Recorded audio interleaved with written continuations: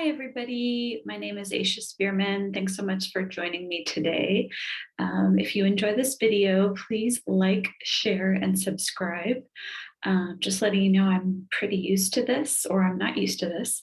Uh, so I'm open to any feedback that you have, any topics related to careers or what have you. Please let me know in the comments below. And if you want to find out more about my business, go to workinggirlsresumeservice.com. All right, so let's get started. So today we're going to find out more about what entails putting in a resume together. So I'm going to cover some of the different things that may be obvious, maybe they're not obvious. It doesn't hurt to go over a short checklist of what's required to have a standard resume. So you might be wondering, okay, Aisha, so what are some of the different things that I should be looking for? So number one, you want to think about what name you're going to have on your resume, on your cover letter, on your LinkedIn profile. I know it sounds really obvious, right? But what sometimes happens is women change their names when they get married. People from other cultures that are not, I guess, Western based. Sometimes they have more than one name. So you just want to think about which options you want to use across the board so that it's pretty standard. Again, another thing that I see is sometimes people use different phone numbers, whether it's cell phone, whether it's work, or sometimes you might have two cell phone numbers. So you want to think about what's the best way for hiring managers and recruiters to be able to reach you.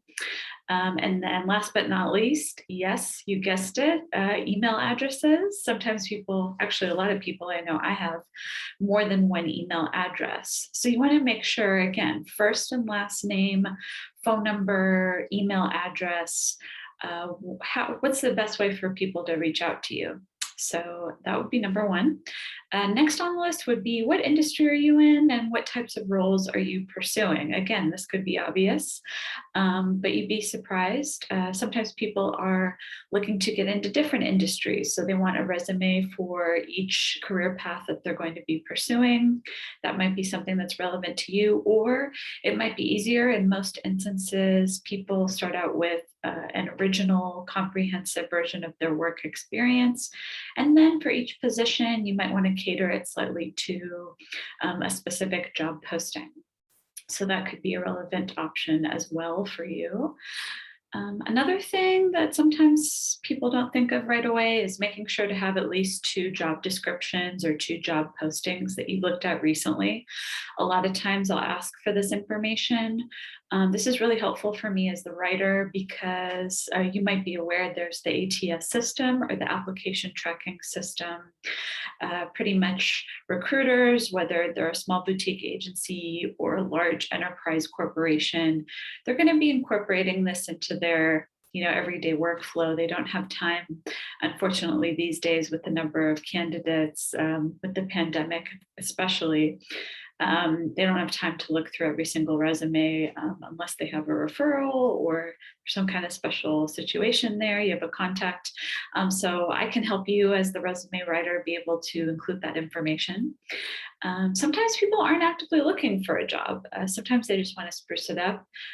In that case, sometimes me as the writer, I can help you just looking at job descriptions online. But I think even in those cases, the job postings are going to be really helpful. So if you can have some of those on file or at the ready, so to speak, definitely consider that option. Okay, so we also want to think about the LinkedIn profile link. So a lot of us, especially if you're my age, I'm a millennial, we're updating LinkedIn more often than we're updating the resume. So that could be a helpful reference point in terms of making sure the resume is up to date. Not always the case, but if it is, if you're able to provide that information, definitely do so. If you don't have a LinkedIn profile and you're thinking about starting a job search, I can't recommend LinkedIn enough. A lot of changes have happened over the pandemic in terms of different features and services that they offer. So you definitely want to consider adding that to your job search. Another thing that sometimes people tend to leave out that is also important, pertinent information is awards, honors, or memberships that you've earned over the years. Anything like this can be really helpful in terms of helping you stand out as a potential candidate. So you want to make sure to compile that information. Sometimes it might take some time to actually think about and kind of sift through emails or different things that you've received over the years to make sure that you are able to correctly display that information on the resume. Education is also still important. Again, if it's been more than 10 years, maybe it's not so relevant.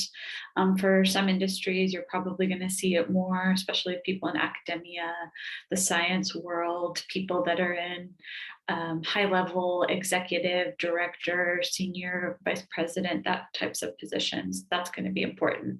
So in those cases, you want to include the degree, the name of the school, the university or college that you graduated from, and the year of graduation, if applicable.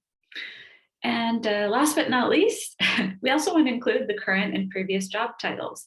Those are very helpful to have. Sometimes people have been at a company for many years, so they have to think about the different roles that they had, how their duties and responsibilities changed over that period of time. And then, of course, the corresponding time periods. I think recruiters look for that information. So you definitely want to find ways to be able to include all of that relevant information. The biggest question that I get with that is, how many years can I include, Aisha? How far back can I go?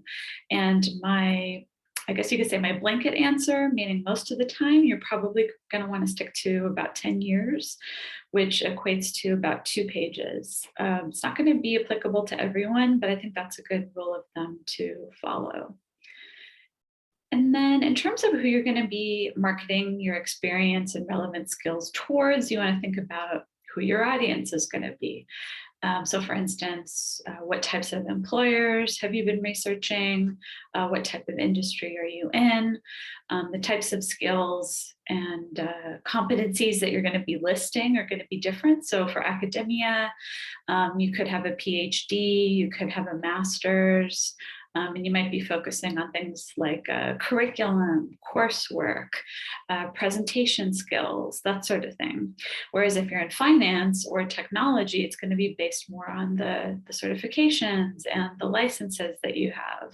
So for instance, finance would be the FINRA license. And then for technology, if you're a software engineer, you might have a certification in Python or Java or Agile, for instance. Those are some of the top ones that I've seen over the years. So you want to think about what's going to be relevant there. A lot of resumes I've worked on recently actually did not have a skills section, which I thought was interesting. That is something I would definitely incorporate if you don't already have that. And if it's on the sparse side, that's when those job descriptions or those job postings can come in real handy.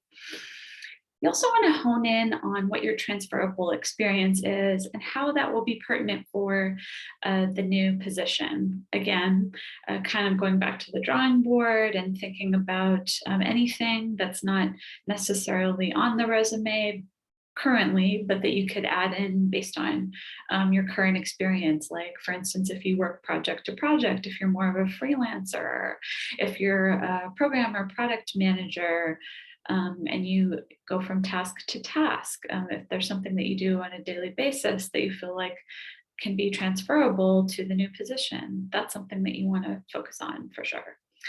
And big one for college students in particular is, Aisha, I don't have enough relevant work experience. That may not necessarily be true.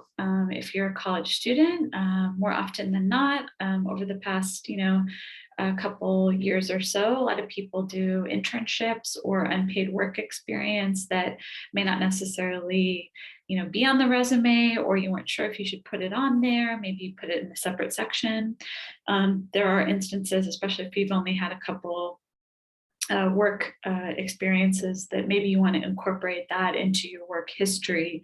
That way you can show that you have the right background, that you have a solid understanding, or some, comprehensive skills that would be applicable to your particular industry or desired career path.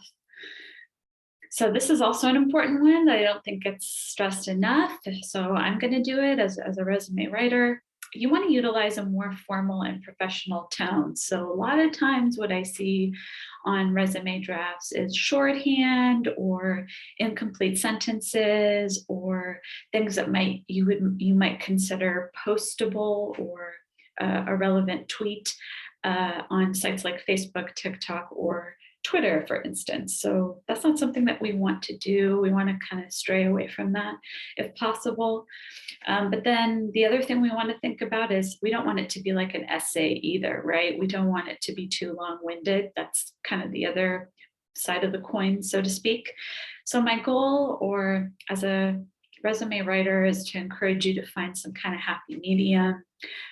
I can also help you out as well if you're having trouble with that area. But yeah, definitely think about the bullet point format, short but sweet, concise but clear at the same time. And then this one has also been coming up, I want to say, over the past 2 years or so. This is not something that I thought about when I was, doing my career search not that long ago. But yeah, I see it happening more often, which is actually kind of a beneficial thing. So where do you imagine is your ideal workplace? So for instance, you might want to think about what your aspirations are, what your ambition is, and how that can be fully realized at the place you're applying to. So a lot of people aspire to work at Google or Tesla, for instance, because the people who run those companies or who started those companies are also very aspirational, if you will, and they connect with that. So I think, not just thinking about, I need a job and I need to get an income. So kind of figuring out, okay, so how do my values, or what's important to me, and how does that align with this particular company, or how this particular department is run? So that might take some time. Informational interviews are really helpful when it comes to finding out more about what you would like to do. Sometimes I talk to people who aren't sure about what career paths they would like to follow. So definitely take some time and think about that particular section there. I also encourage you to like, share, subscribe. I'm curious to see what you thought of this video and what other suggestions you might have moving forward. I'm going to be doing a short series on resumes with some other content coming up soon. And if you want to find out more, or if you want to get in contact with me, you can go to my website, www.workinggirlsresumeservice.com. Hope you have a great day.